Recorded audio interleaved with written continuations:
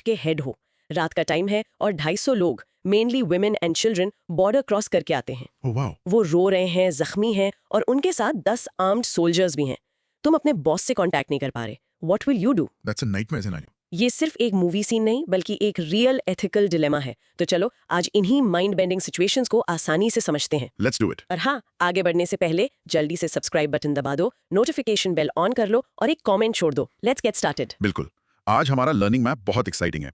हम एक के बाद एक टोटल 6 केस स्टडीज को डिटेल में अनपैक करेंगे। 6? Okay, this is going to be deep. हाँ, पहला अशोक और बॉर्डर क्राइसिस, दूसरा विजय का पर्सनल वर्सेस प्रोफेशनल ड्यूटी का कॉन्फ्लिक्ट, तीसरा विनोद और करप्शन का केस, चौथा राकेश और ड्राइवर्स यूनियन की स्ट्राइक, पांचवा अमरा प्लास्टिक वर्क्स की सक्सेस स्टोरी, ओके, और आखिर में पॉलिटिसाइजेशन ऑफ ब्यूरोक्रेसी का important concept. So are you ready? Let's dive in. Okay, let's unpack our first case. Question is from the year 2025। सुनो ध्यान से। अशोक एक नॉर्थ ईस्ट स्टेट के बॉर्डर डिस्ट्रिक्ट के डिविजनल कमिश्नर हैं। पड़ोसी देश में मिलिट्री ने गवर्नमेंट को ओवरथ्रो कर दिया है और वहां सिविल वॉर जैसी सिचुएशन है।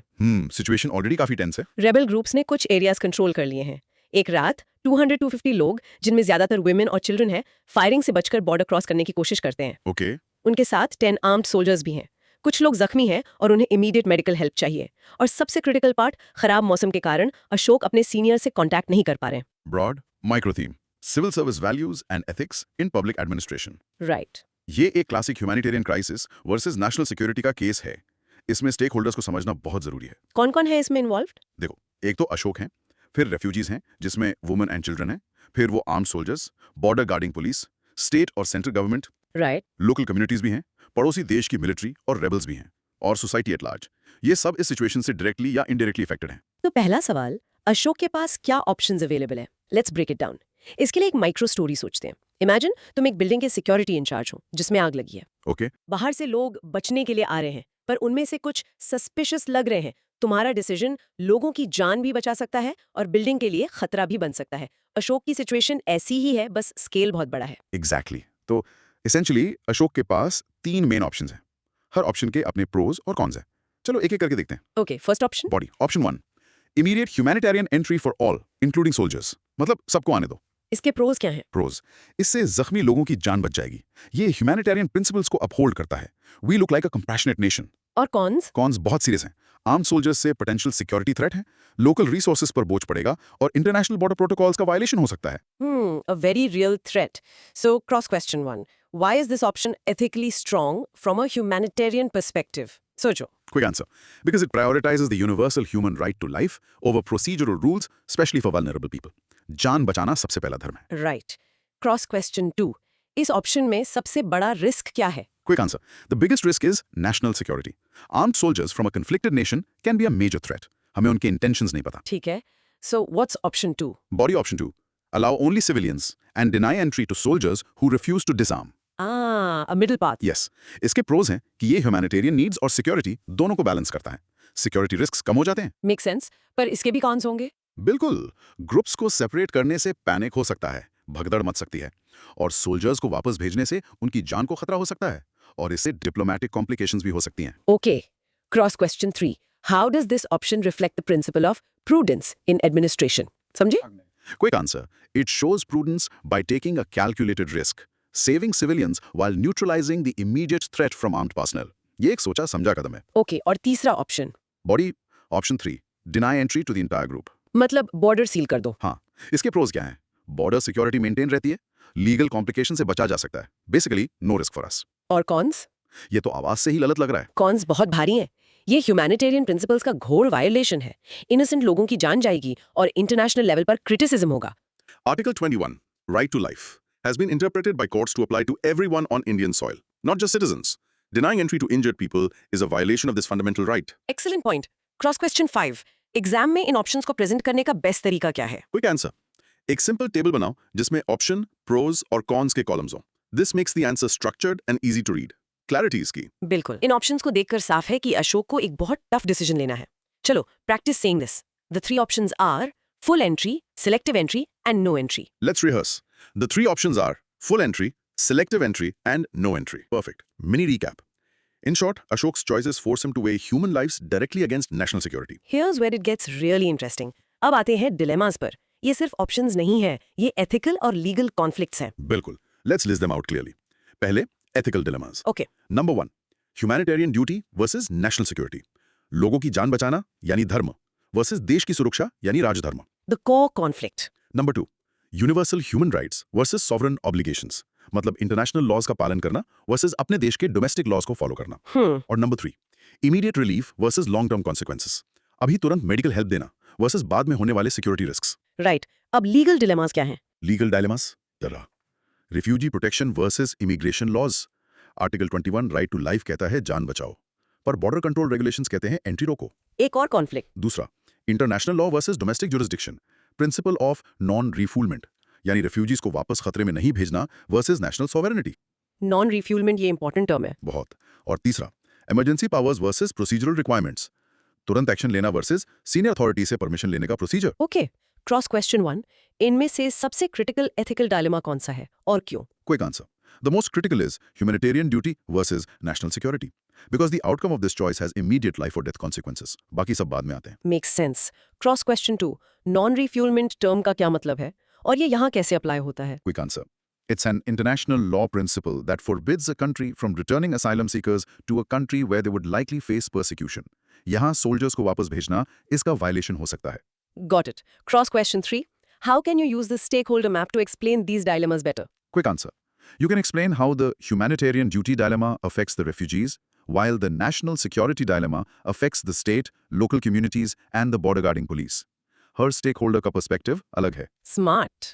Cross question 4, what is the difference between an ethical dilemma and a legal dilemma in this context? Quick answer. An ethical dilemma is a conflict between moral values, यानी what is right versus right. A legal dilemma is a conflict between laws or legal principles.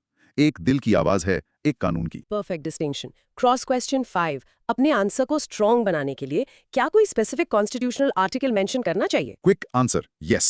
Always mention Article 21, right to life. It adds a lot of weight to the legal and ethical arguments. It shows you know the Constitution. Okay, pause and practice saying. The core conflict is between humanitarian duty and national security. Great. Mini recap. In short, Ashok is trapped between his moral conscience, national laws, and international principles. तो आखिरकार अशोक को क्या करना चाहिए? The big question. The most appropriate option is option 2. Allow only civilians and disarm and detain the soldiers separately. The middle path. हाँ, इस approach को selective humanitarian approach कहते हैं। It's a middle path.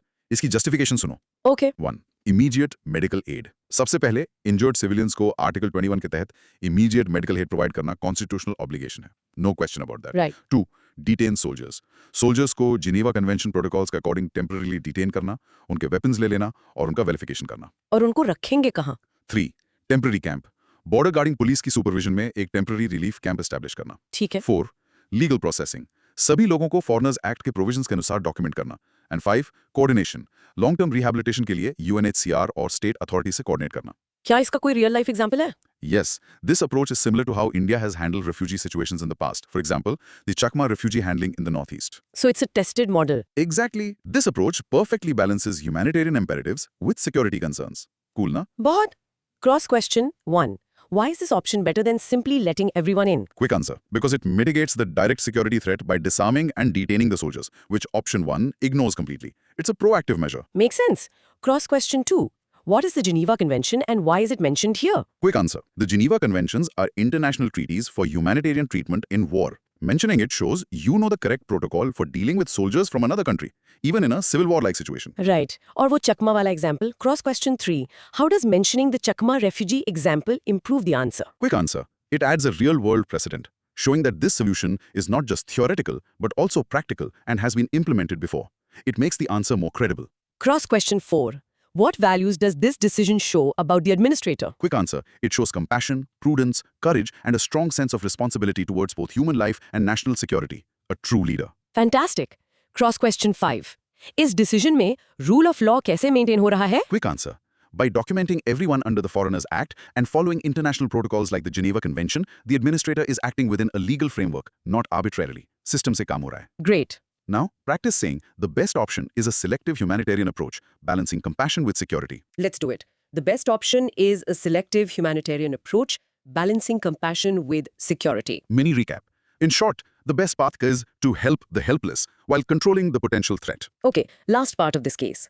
जब सोल्जर्स को detain कर लिया तो बॉर्डर गार्डिंग पुलिस को क्या एक्स्ट्रा प्रिकॉशंस लेने होंगे? This is a very practical question. Here are the steps. चलिए। 1. Immediate disarmament. Standard operating procedures यानी SOPs फॉलो करके सोल्जर्स को immediately disarm करना. First step. 2. Separate accommodation. Security risk से बचने के लिए उन्हें सिविलियन रेफ्यूजीज से बिल्कुल अलग रखना. This is non-negotiable. क्यों? Why is separating soldiers from civilians so important? ये है cross question 1। Quick answer. To prevent any possibility of them influencing, intimidating or harming the civilian refugees and to manage security risks effectively. Control maintain करना जरूरी है. Right. Next precaution. 3. Enhanced surveillance. Detained personnel की round the clock monitoring करना. 4. Background verification. Intelligence agencies के through उनका background check करना. Okay, और क्या? 5. Medical screening. उनकी medical screening करना for injuries or psychological trauma. 6. Communication protocols. जैसे ही connectivity restore हो, higher authority से communicate करना. And finally, 7. Documentation. Documentation of weapons क्यों जरूरी है? Cross question 2. Quick answer. It serves as legal evidence and is crucial for accountability and for any future diplomatic talks or legal proceedings. Paperwork is power. Cross question 3. Standard operating procedures SOPs mention करना क्यों important है? Quick answer. It shows that the action is not random but follows a predefined official process, ensuring professionalism and reducing errors. System से काम करने का proof. Cross question 4. What kind of psychological trauma could be a concern? Quick answer. Soldiers coming from a conflict zone could be suffering from PTSD, post-traumatic stress disorder, which could make them unpredictable or violent. उनकी mental health भी important है. A very valid point. Last cross question, number 5. How do these measures showcase good governance? Quick answer. They show thoroughness, adherence to protocol, foresight in managing risks, and a commitment to both security and human rights. सब कुछ systematic है. Perfect. चलो, rehearse. Key precautions are disarmament, separation, and surveillance. Key precautions are disarmament, separation, and surveillance. Excellent. Mini recap. In short, dealing with detained soldiers requires a strict, systematic, and humane protocol. Wow, that was intense. एक decision और इतने सारे layers, Ashok की जगह कोई भी होता उसके लिए ये आसान नहीं होता. बिल्कुल नहीं. High stakes decision था. चलो, अब एक डिफरेंट तरह के डायलेमा पर चलते हैं. एक तरफ है देश की सेवा और दूसरी तरफ है अपनी माँ का अंतिम संस्कार. Next case study. सिचुएशन ये है, विजय हिमाचल प्रदेश के एक रिमोट डिस्ट्रिक्ट के डिप्टी कमिश्नर हैं. वहां भारी बारिश और क्लाउड बस्ट से आफत आ गई है. रोड्स, कम्युनिकेशन सब बंद. ओह, दिस साउंड्स क्रिटिकल. 200 से ज्यादा लोग मर गए हैं और 5000 जख्मी हैं. विजय रेस्क्यू ऑपरेशंस लीड कर रहे हैं. ऐसे में उन्हें केरला से खबर मिलती है कि उनकी माँ बहुत बीमार है. Oh no. 2 दिन बाद खबर आती है कि उनकी माँ का देहांत हो गया है. विजय की एक बहन है जो यूएस में रहती है. उनके होम टाउन से उन्हें अंतिम संस्कार के लिए तुरंत आने के लिए मैसेजेस आ रहे हैं, जबकि डिस्ट्रिक्ट में सिचुएशन और खराब हो रही है. Broad micro theme, personal duty versus public responsibility. This is a heart-wrenching situation. इसके stakeholders हैं, disaster के victims, विजय की टीम, Right. विजय खुद एक बेटे और एक सिविल सर्वेंट के रूप में, उनकी फैमिली, उनकी बहन और स्टेट सेंट्रल गवर्नमेंट, Right. सबकी एक्सपेक्टेशंस अलग-अलग है. तो विजय के पास क्या ऑप्शंस अवेलेबल हैं? Let's analyze Vijay's options. पहला, leave immediately for Kerala, अपनी माँ के लास्ट राइट्स परफॉर्म करने के लिए तुरंत निकल जाना. The emotional choice. दूसरा, remain in the district, rescue और रिलीफ ऑपरेशंस को लीड करते रहना. The professional choice. तीसरा, delegate responsibility temporarily, किसी सीनियर ऑफिसर को चार्ज देकर केरला जाना और डिजिटली टच में रहना. A middle ground maybe? और चौथा, perform symbolic rituals locally, travel postpone करना और जब सिचुएशन स्टेबल हो जाए तब केरला जाना. इंटरेस्टिंग. सो क्रॉस क्वेश्चन 1, इन ऑप्शंस में से कौन सा इमोशनल चॉइस है और कौन सा rational choice? Quick answer. Leaving immediately is an emotional choice, driven by grief. Staying back is a rational choice based on duty and the principle of utilitarianism. Cross question 2, why might delegation, option 3, not work in this specific crisis? Quick answer. In a large-scale disaster with disrupted communication, a leader's physical presence is crucial for morale and effective coordination. Delegation could weaken the entire operation. Remote leadership यहाँ fail हो जाएगा. सही बात है. Cross question 3, what does symbolic rituals, option 4, mean? Give an example. Quick answer. It could mean performing a small prayer or ritual where he is, in his district office perhaps, to honor his mother, while postponing the main ceremonies. एक तरह से मानसिक शांति के लिए. Okay, cross question 4. For an administrator, which option carries the biggest career risk? Quick answer. Leaving immediately, option 1, carries the biggest risk. It could be seen as dereliction of duty and damage his public reputation permanently. लोग कभी माफ नहीं करेंगे. True. Cross question 5. How do these options show a conflict of different dharmas? Quick answer. It's a conflict between Putra Dharma, duty of a son, and Raj Dharma, duty of a ruler administrator. Ancient concepts, modern dilemmas. Wow. Let's practice. Vijay's options are leave, stay, delegate, or postpone. Rehearsing. Vijay's options are leave, stay, delegate, or postpone. Mini recap. In short, Vijay must choose between his family duty and his duty to thousands of citizens. This is a pure clash of duties. What are the core ethical dilemmas here? Clear है? माँ के last rites versus district commissioner की duty. Right. Number 2, a utilitarian dilemma. Staying could save thousands of lives, the greatest good for the greatest number, leaving honors a profound personal obligation. What else? Number 3, emotional versus rational choice. दिल कह रहा है जाओ, दिमाग कह रहा है रुको. Classic heart versus mind conflict. Number 4, conscience versus public perception. उनका ज़मीर उन्हें अंतिम संस्कार के लिए फोर्स कर सकता है, लेकिन पब्लिक उनसे रुकने की उम्मीद करती है. And number 5? Long term reputation versus immediate comfort. जाने से पर्सनल रिलीफ मिलेगा, पर रेपुटेशन खराब हो सकती है. रुकने से ट्रस्ट बनेगा. Okay, let's break this down. Cross question 1. Utilitarian dilemma को simple words में कैसे explain करोगे? Quick answer. It's a situation where you have to choose the action that produces the most happiness or benefit for the largest number of people. यहाँ ज़्यादा लोगों का भला रुकने में है. Cross question 2. Why is public perception an ethical dilemma for a civil servant? Quick answer. Because public trust is the foundation of a civil servant's authority and effectiveness. Losing that trust can make it impossible to govern. Trust के बिना power का क्या फायदा? बहुत important point. Cross question 3. How does this case differ from Ashok's case in terms of the dilemma? Quick answer. Ashok's dilemma was between two professional duties, humanity versus security. Vijay's dilemma is between a personal duty and a professional duty. ये ज़्यादा personal है. Right. Cross question 4. Which ethical theory supports the idea of staying back? Quick answer. Utilitarianism, जैसे हमने discuss किया, and Kant's duty ethics, duty for duty's sake, both support staying back. अपने फर्ज को सबसे ऊपर रखो. And a final cross question. How does Vijay's emotional state affect his decision-making ability? Quick answer. Grief can impair rational thinking. This is why having a clear ethical framework is crucial for leaders in crisis situations, ताकि emotions decision को hijack ना कर लें. Pause and say the core dilemma is personal duty versus professional duty. Let's do it. Mini recap. In short, Vijay's conflict is not just about rules, but about deep personal values versus his professional commitment. Okay, so which is the best path forward?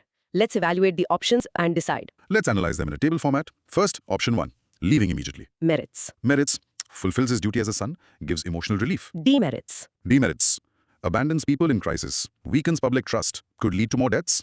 This is a poor choice. इससे बचना चाहिए. Okay, option 2, staying back fully. Merits, upholds constitutional duty, saves maximum lives, builds a reputation for integrity, service before self का perfect example. Demerits. Demerits, causes deep personal grief and guilt, possible criticism from relatives, एक personal sacrifice है. And option 3, Delegating, merits, tries to balance both duties. Demerits, in a massive disaster with no communication, this is impractical and irresponsible. Accountability gets diluted, not a viable option. and the last one, option 4, symbolic rituals. Merits, provide some emotional closure while ensuring his presence where it's needed most. Demerits, may not satisfy cultural expectations from his family. तो most appropriate option कौन सा है? The most ethical and practical course of action is a combination of option 2 and option 4. A hybrid solution. Yes, Vijay should remain in the district and continue leading the operations. Thousands of lives depend on him. He can perform symbolic rituals locally to honor his mother. जब situation stable हो जाए, he can travel to Kerala for the full rites. किन ethical framework से ये decision align करता है? This decision aligns with Kant's duty ethics, duty for duty's sake, and utilitarian principles, greatest good for the greatest number. It sets an example of resilience, empathy, and service before self. Cross question 1. Why is a hybrid approach 2 plus 4 better than just staying back? Quick answer. It acknowledges and respects the personal, emotional dimension of his loss, which is also important for a leader's own mental well-being, without compromising his public duty. It's more humane. Right. Cross question 2. What leadership quality does this decision highlight? Quick answer.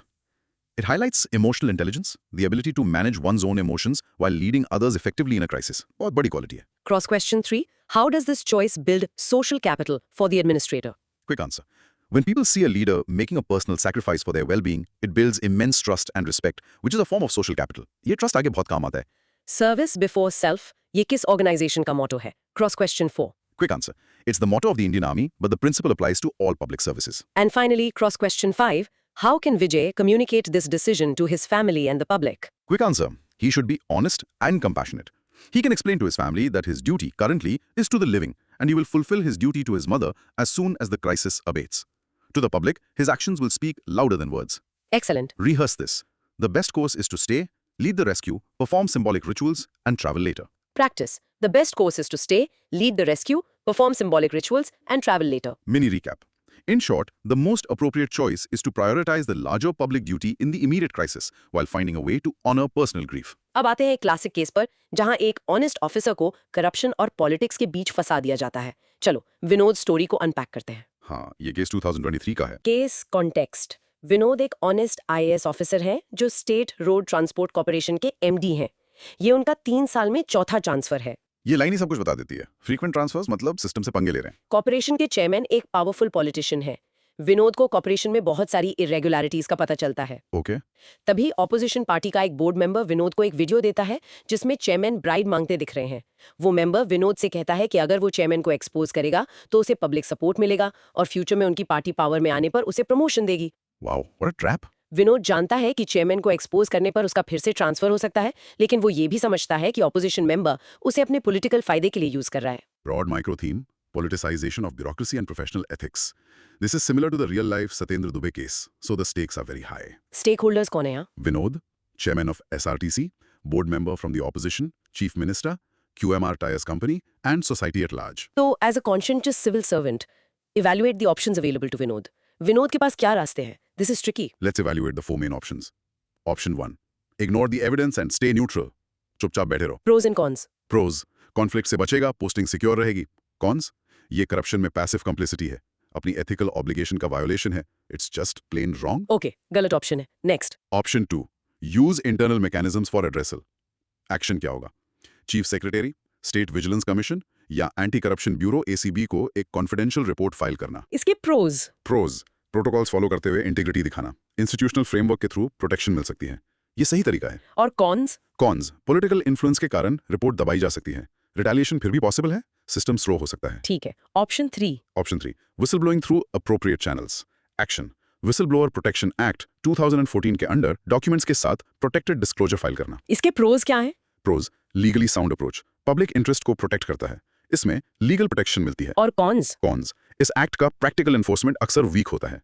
Political pressure फिर भी आ सकता है. कागजों पर strong है, real life में उतना नहीं. And the last most tempting option. Option 4. Leaking information publicly और वाया ऑपोजिशन पॉलिटिशियन. मतलब एविडेंस को मीडिया या ऑपोजिशन पॉलिटिशियन को दे देना. इसके प्रोज तो क्लियर हैं। करप्शन एक्सपोज हो जाएगा, पब्लिक सपोर्ट मिलेगा। हाँ, पर कौन सुनो, ये अनप्रोफेशनल है. सर्विस के कंडक्ट रूल्स का वायलेशन है. इससे लगेगा कि वो पॉलिटिकली मोटिवेटेड है और उसकी न्यूट्रलिटी कॉम्प्रोमाइज हो जाएगी. वो एक ऑफिसर नहीं, एक्टिविस्ट बन जाएगा. तो रेकमेंडेड कोर्स ऑफ एक्शन क्या है? एक हाइब्रिड अप्रोच. सबसे पहले इंस्टीट्यूशनल चैनल्स. ऑप्शन 2 यूज करें. एसी विजिलेंस को फॉर्मल कंप्लेंट फाइल करें. स्टेप 1। स्टेप 2 ऑपोजिशन पॉलिटिशियन के पॉलिटिकल पॉन बनने से साफ इनकार कर दें.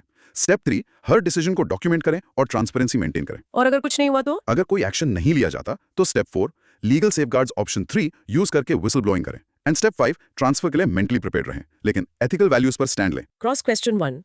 Why is leaking information to the media, option 4, a bad idea for a civil servant? Quick answer. It undermines the principles of neutrality and anonymity, which are the bedrock of the permanent executive.